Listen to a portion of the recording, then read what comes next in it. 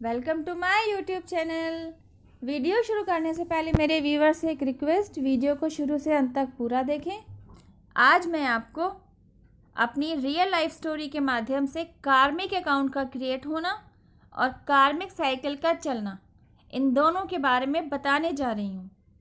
आज की मेरी वीडियो में आप अच्छी तरीके से ये जान पाएंगे, समझ पाएंगे कि हम अपनी लाइफ में नोइंगली और अननोइंगली कार्मिक अकाउंट कैसे तो क्रिएट कर लेते हैं और किस तरीके से फिर कार्मिक साइकिल हमारी लाइफ में चलना शुरू हो जाती है।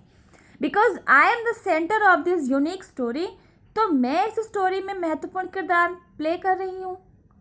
यह स्टोरी है एक्चुअली दो सोल्स के बीच की कार्मिक साइकिल। एक तरफ है मेरे पिताजी और एक तरफ है मेरे पतिदेव। कार्मिक अकाउंट इन्हीं दोनों के बीच में है और मैं कहाँ हूँ?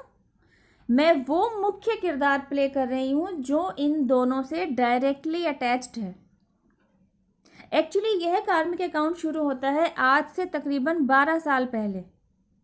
एक्चुअली हुआ क्या था, मेरे हस्बैंड की एक सर्जरी होनी थी और मेरे पिताजी ने 35,000 रुपये की फाइनेंशियली हेल्प की थी। मतलब एक पिता ने एक बेटी की ज़रूरत में उसे 35,000 रुपये की मदद की थी। अब आप कहेंगे इसमें कार्मिक अकाउंट कहाँ क्रिएट हुआ? इन दोनों के बीच में कार्मिक अकाउंट तब से क्रिएट हुआ जब से मेरे पिताजी ने मदद में दिए हुए पैसे वापस मांगना शुरू किया। यहाँ से शुरू होता है एक पिता द्वारा एक बेटी और दामाद को इमोशनल हर्ट करना।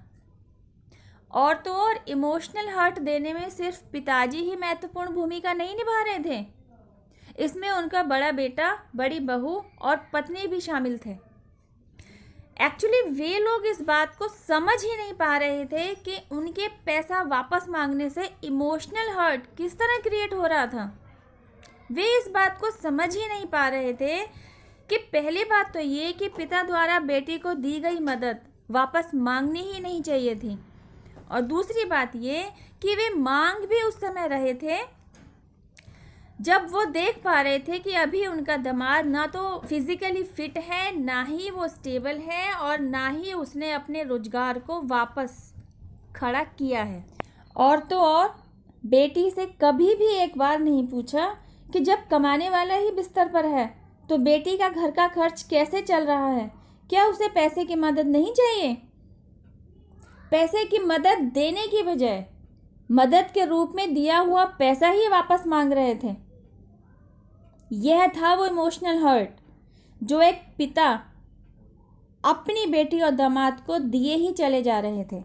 यहाँ समझने वाली बात यह होती है कि जो इमोशनल हर्ट था ना, यही था वो कार्मिक अकाउंट जो मेरे पिता और मेरे पति के बीच में क्रिएट हो गया था। अब इस कार्मिक अकाउंट में सिचुएशन क्या थी उसको समझ लेते हैं। सिचुएशन थी, पिता का ही पैसा था और पिता द्वारा ही वापस मांगा भी जा रहा था, लेकिन पैसा वापस मांगने के प्रोसीजर के दौरान पैसा मांगने वाला दुख में नहीं था, बल्कि जिससे पैसा मांगा जा रहा था उसको दुख दिया जा रहा था। यहाँ से शुरू होता है कार्मिक साइकिल का रोल। मतलब अब तक जिन्होंने इमोशनल हर्ट दिया था, अब इमोशनल हर्ट चलकर उनके खाते में जा रहा है। हुआ क्या, कार्मिक सिचुएशन के चलते भाई की तरफ से उनका 200 रुपए का लकी नोट बहन के पास यानी मेरे पास आ गया। जब जब वे उस नोट को मांगते, इस मांग को रिजेक्शन मिलती और वे पेन में जाते। बात उस नोट की नहीं थी, बात उस इमोशनल हर्ट की थी जो बार बार उन्हें नोट वापस ना मिलने की वजह से मिल रहा था। एक्चुअली कार्मिक साइकिल के चलते इमोशनल हर्ट मिलने की बारी अब उनकी थी, इसीलिए उनकी लाइफ में यह सिचुएशन बनी। यह तो थी मेरी लाइफ की रियल स्टोरी। ऐसे ही न जाने कितने कार्मिक अकाउंट्स आपकी लाइफ में आप खुद से क्रिएट करते जा रहे होंगे, और तो और उन कार्मिक अकाउंट की वजह से कार्मिक साइकिल भी चलती चली जा रही होंगी। उनमें से कुछ टाइमली रिजॉल्व हो जाती होंगी या फिर कुछ न्यू लाइफ साइकिल के लिए कैरी फॉरवर्ड हो जाती होंगी। और जब तक कार्मिक अकाउंट का सिलसिला चलता रहेगा तब तक लाइफ साइकिल्स का सिलसिला भी चलता रहेगा। समझने वाली बात यह है कि एक लाइफ साइकिल में मनुष्य जीवन मिलना it's not an easy task. पता नहीं कितनी योनियों में जन्म ले चुकने के बाद हम सर्वश्रेष्ठ मनुष्य योनि प्राप्त करते हैं।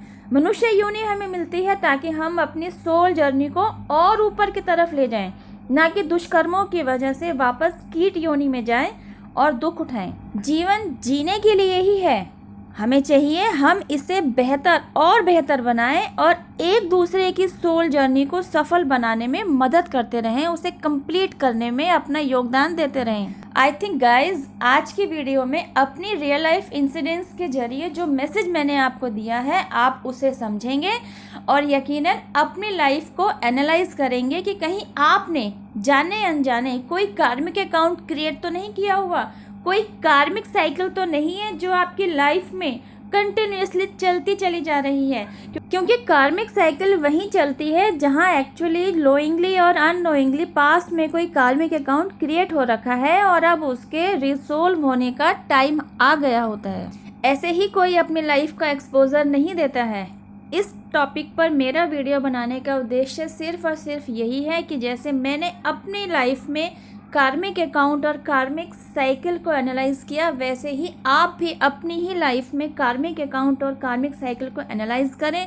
इवन न केवल एनालाइज करें बल्कि उसे इसी जन्म में रिसोल्व करने की भी पूरी कोशिश करें, क्योंकि लाइफ में सुख और दुख आते रहने का कारण ही कार्मिक अकाउंट और कार्मिक साइकिल्स का चलते रहना है। स्मूथ लाइफ चलने के लिए ये बहुत ज़रूरी है कि हमारी लाइफ में कोई पास्ट बैगेज ना हो।